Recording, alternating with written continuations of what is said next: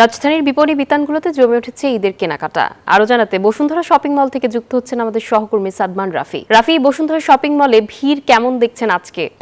ধন্যবাদ। এই মুহূর্তে আমি রয়েছি রাজধানীর বসুন্ধরা শপিং কমপ্লেক্সে এবং যেমনটি দেখতে পাচ্ছেন আমার পেছনে কিন্তু ব্যাপক আসলে ভিড় দেখতে পাচ্ছেন, কারণ এখানে প্রত্যেকে এসেছেন তারা তাদের কাঙ্ক্ষিত ড্রেসটি কিনতে এবং আসন্ন ঈদ উল ফিতরকে সামনে রেখে আজকের এই পরিবেশ কিন্তু বেশ উৎসব মুখর আমরা দেখতে পাচ্ছি।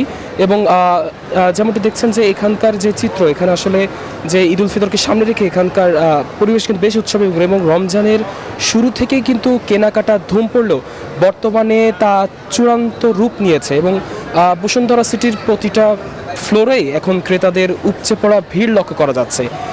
আচ্ছা, এবারের ঈদ কেনাকাটায় আবহাওয়া একটু বড় ভূমিকা রাখছে, বিশেষ করে গরমের কথা মাথায় রেখে কিন্তু সুতি, লিনেন এবং অর্গানজার ওপর করা এমব্রয়ডারি ও ব্লক প্রিন্টের পোশাকগুলোর চাহিদা সবচেয়ে বেশি। বিশেষ করে তরুণীদের পছন্দের তালিকায় আছে পাকিস্তানি ডিজাইনের থ্রি পিস এবং বাহারি ডিজাইনের কোয়ার্ড সেট। এছাড়া যদি একটু পাশাপাশি ছেলেদের পাঞ্জাবির কালেকশনও এসেছে। বিকাশ পেমেন্টে 10,000 টাকার বেশি অফার। শপিং চলছে তো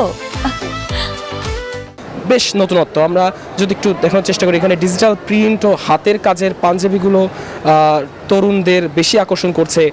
আমি বেশ কয়েকজন ক্রেতার সাথে কথা বলেছি, তারা কালেকশন নিয়ে সন্তুষ্ট হলেও অভিযোগ করেছেন যে গত বছরের তুলনায় এবার কিন্তু পোশাকের দাম প্রায় 15 থেকে 20% বেশি। তবে বিক্রেতারা বলছেন কাপড়ের কাঁচামালের দাম বাড়ার কারণেই এই মূল্য বৃদ্ধি। এছাড়া বসুন্ধরার লেভেল 2 থেকে লেভেল 4 পর্যন্ত ব্র্যান্ডের দোকানগুলোতে যেমন ভিড়, তেমনি লেভেল 6 ও 7-এর জুতা ও কসমেটিক্সের দোকানগুলো ক্রেতাদের পদচারণায় মুখর আমরা দেখতে পেরেছি। এছাড়া অনেক বিপণীগুলোতে কিন্তু ডিজিটাল পেমেন্ট ক্যাশব্যাকে অফার দিচ্ছে, যা ক্রেতাদের বাড়তি উৎসাহ দিচ্ছে। এছাড়া যদি একটু নিরাপত্তার কথা বলি, তাহলে বসুন্ধরা সিটি শপিং মল কিন্তু এবার নিরাপত্তার দিক থেকেও তারা বেশ নিরাপত্তা দিচ্ছে, এটা তারা আমাদেরকে জানিয়েছে।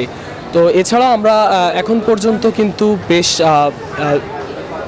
জনবলের উপস্থিতি আমরা লক্ষ্য করতে পারছি। সকাল থেকে কিন্তু এমনটা না থাকলেও বেলা গড়ানোর সাথে সাথে কিন্তু এখানে মানুষজনের উপস্থিতি বেশ লক্ষ্য করা যায় এবং বিক্রেতারা বলছে যে আপনার ইফতারের পরে কিন্তু এই ভিড় আরও বাড়বে এবং তাদের প্রত্যাশা আগামী যে চাঁদ রাত পর্যন্ত কিন্তু এমন ভিড় থাকবে বলে তারা কিন্তু প্রত্যাশা করছে। তো রাজধানীর বসুন্ধরা সিটি শপিং কমপ্লেক্স থেকে এই ছিল আমার কাছে সবশেষ তথ্য। রাফিদ, ধন্যবাদ আপনাকে।